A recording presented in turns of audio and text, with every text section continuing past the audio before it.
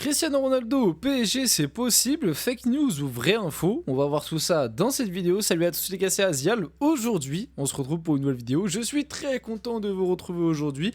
Vidéo, on va parler d'actu. On va parler d'actu autour du Paris Saint-Germain avec comme information, fake news, appelez ça comme vous voulez, principal, le cas Cristiano Ronaldo. Cristiano Ronaldo, ces derniers temps, il a quand même fait énormément parler de lui. Malheureusement, c'est pas toujours pour des choses forcément très positive, c'est pas pour des records, c'est pas pour du football, c'est plus pour de l'en-dehors terrain, hein, ces derniers temps, entre du coup cette information qui est sortie il y a de cela 3-4 jours maintenant.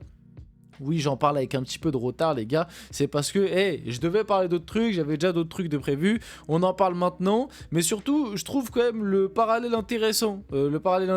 Discuter vraiment de la faisabilité de tout ça. Est-ce que Cristiano Ronaldo apporterait quelque chose au PSG? Je trouve que c'est intéressant. Et puis surtout, ça permet un peu de parler de ce qui s'est passé dernièrement avec Cricri, même si peut-être on pourra revenir dessus prochainement, faire un débat Ligue 1, mais comme j'ai dit, Cricri, ces derniers temps, il a fait beaucoup parler de lui, pas forcément positivement, par rapport à la Ligue 1, par rapport à des déclarations sur le championnat saoudien, par rapport à cette info du côté du PSG. Donc on va voir tout ça dans cette vidéo. On va aussi voir d'autres actus du Paris Saint-Germain, bien évidemment. Avant que la vidéo commence, n'hésitez pas à la liker, à commenter, à partager, à vous abonner. Ça fait toujours plaisir, ça aide pour le développement de la chaîne. Et nous, on va pouvoir y aller dès maintenant. Et du coup, parler un petit peu de tout ça. Déjà parler de la faisabilité de tout ça. Bon, vous aimeriez voir Cristiano Ronaldo débarquer au PSG cet hiver ou cet été, notamment les supporters parisiens, pour contextualiser une information faisant état de discussion entre CR7 et le PSG est sortie,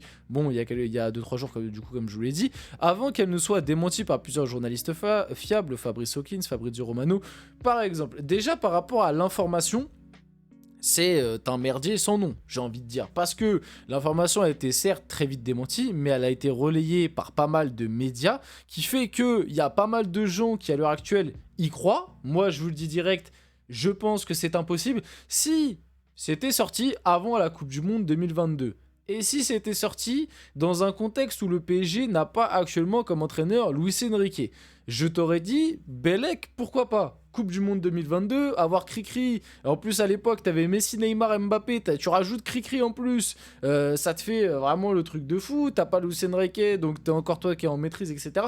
Là je t'aurais dit pourquoi pas, mais à l'heure actuelle, je vous le dis très clairement, déjà je pense que sportivement, on va être honnête, les gars, on va se poser, on va être honnête. On est quand même en 2025 maintenant, on arrive sur la fin d'une époque, la fin d'une génération, la fin d'un football qu'on a kiffé, qu'on a aimé, etc., etc. On va être honnête, à l'heure actuelle, Cristiano Ronaldo n'a plus le niveau sportif. Si on parle purement de sportif, Cristiano Ronaldo n'a plus le niveau. On l'a vu récemment avec le Portugal à l'Euro, et moi étant portugais, je suis activement la sélection portugaise, ça fait quand même facile 2 ans que le niveau sportif de Cricri, c'est très compliqué, même si il marque toujours des buts. Voilà, il marque toujours des buts parce qu'il a ce sens devant la cage, parce qu'il a toujours son jeu de tête, il a toujours sa détente, et c'est un bon squatteur de surface. Mais on le voit, dès que le Portugal affronte des équipes un peu plus cohérentes, dès que tu affrontes des équipes dans des grands championnats style Euro, ou même là, les prochains matchs de Ligue des Nations, où ça va être des grosses nations, Allemagne, France, Italie, bref, vous avez compris l'idée. Dès que tu joues ce style d'équipe-là, jouer avec Cristiano Ronaldo, c'est très compliqué. Il a quasi plus aucun impact dans le jeu. Il est quasi plus décisif dans ce style de rencontre. Faut pas oublier que... Et ça me fait mal de dire ça, parce que là, en disant ça, en fait, c'est là... ça, c'est aussi l'un des problèmes de quand tu parles de Ronaldo et Messi, c'est que quand tu dis ce style de choses, on va te prendre pour un nanti et on va croire que... Moi, Cricri, pendant des années, je l'ai kiffé. Quand il était au Real Madrid, c'était un truc de fou. Le 3 Ligue des Champions, les Ballons d'Or, moi, j'étais comme un ouf. CR7 mèche blonde, j'étais comme un ouf, moi. J'étais comme un ouf, j'étais dans le train. Pourtant, j'étais pas supporter du Real. Mais voilà, même Euro 2016, Coupe du Monde 2018, quand il met triplé face à l'Espagne, moi, je craquais le t-shirt, tu vois, j'étais comme un dingue. Mais faut être honnête, depuis les 2 dernières compétitions et depuis, on va dire, 3 ans, on va dire depuis 2022, après je sais qu'en 2022 il y a eu un événement aussi qui fait que, mais depuis 2022, Cricri c'est très compliqué, au haut niveau je parle, c'est toujours un très bon joueur, hein. Je suis sûr qu'à l'heure actuelle, tu le mets dans des clubs style Europa League, même à 40 ans, il va te faire le taf. Parce que, comme je t'ai dit, il sait toujours squatter une surface. Mais pour le haut standing, c'est compliqué. Et on en revient par rapport à ces déclats sur la Ligue 1, etc., etc. Bon, moi, personnellement, je trouve ça ridicule. Je vais pas plus développer que ça dans cette vidéo, parce que je pense qu'on y reviendra peut-être un jour sur ces déclats par rapport à la Ligue 1. On pourra faire un débat sur la Ligue 1 qui est vraiment pas respectée à l'international, alors que la Ligue 1, cette année, met une drill à énormément de... même voire à tous les championnats quasiment, sauf l'APL cette année. Pour regarder un peu tous les championnats, cette année, la Liga, c'est super faible. La Bundes... c'est pas beaucoup mieux non plus cette année. Quand je vois Leipzig qui est 3ème de Bundes, 3ème ou 4ème de Bundes et en Ligue des Champions, c'est 0 victoire. J'ai envie de te dire, il y a quand même des 0 victoires et que des défaites d'ailleurs. La Serie A, on la voit pas. Enfin, on la voit que très peu malheureusement par rapport aux droits, etc. Il y a que la PL quoi. Mais la Ligue 1 et le disrespect autour de la Ligue 1, c'est complètement dingue. Je suis pas en train de vous dire que la Ligue 1 c'est le meilleur championnat du monde. Mais quand Cristiano Ronaldo il vient te dire que la Ligue 1 c'est moins fort que l'Arabie Saoudite, que le championnat saoudien, mais t'as envie de t'as envie de prendre un 3-5-7 et voilà, bref, si vous avez la ref, tant mieux pour vous, mais non, mais c'est complètement dingue de dire des trucs comme ça. Et c'est bizarre que Cricri toujours il vise la Ligue 1. Ça aussi c'est un truc, j'ai dû tout le temps la Ligue 1, parce qu'il avait déjà fait ce style de déclat il y a un an si je me trompe pas, où il avait dit la Ligue 1, bon. C'est peut-être parce que Messi est passé au PSG. Moi, je pense, hein, je pense qu'il y a peut-être de ça, ou je sais pas. Je sais pas pourquoi il parle pas de championnat qu'il a connu. Genre, pourquoi il parle pas de la Serie A, pourquoi il parle pas de la Liga, pourquoi il parle... Non, c'est bizarre, c'est la Ligue 1. Toujours, il cible la Ligue 1. Pourquoi il parle pas du championnat portugais, par exemple? Pourquoi il dit pas la Saudi Pro League est meilleure que le championnat portugais? Non, alors que pourtant... là, il y a plus débat déjà, parce que le championnat portugais est quand même très très faible. Si t'enlèves les 3 de devant, Sporting, Benfica, Porto, le reste du championnat portugais, c'est très très très très faible. Là, tu pourrais en discuter aussi, mais bon. Voilà, c'est dommage, c'est toujours la Ligue 1, toujours la Ligue 1 qui est moquée.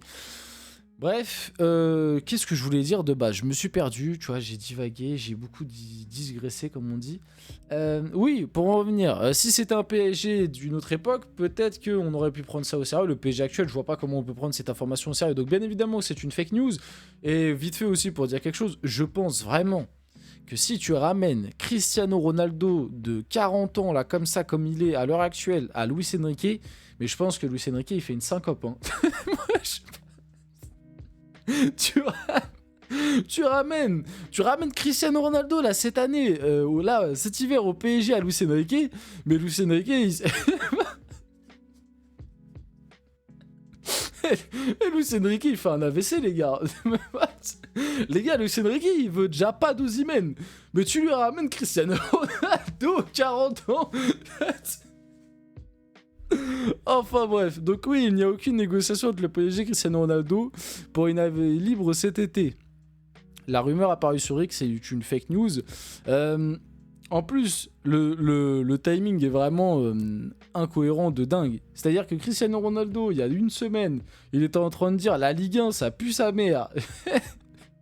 Il est en train de dire la Ligue 1 ça pue sa mère, jamais j'y mettrai les pieds, le championnat d'Arabie Saoudite il est bien meilleur, et puis une semaine après tu le vois débarquer au PSG, ça fait aucun sens. Non franchement cette rumeur a fait aucun sens, sportivement, marketingment, businessment parlant, la rumeur n'a aucun sens. Franchement là il y a...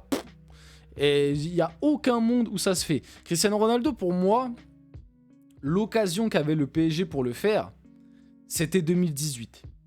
Voilà, c'était 2018. Mais le problème, oui et non, chacun voit. En fait, le truc, c'est que le PSG avait fait Neymar un an avant. Neymar et Mbappé en même temps, en plus. Mais surtout Neymar. Et du coup, t'avais fait Neymar. En plus, à cette époque-là, Cricri, en 2018, il jouait encore ailier gauche. Bon, il pouvait déjà jouer en neuf, mais tu vois, t'as compris. Donc, t'avais déjà fait Neymar. T'avais aussi investi sur Mbappé, qui était censé être le futur.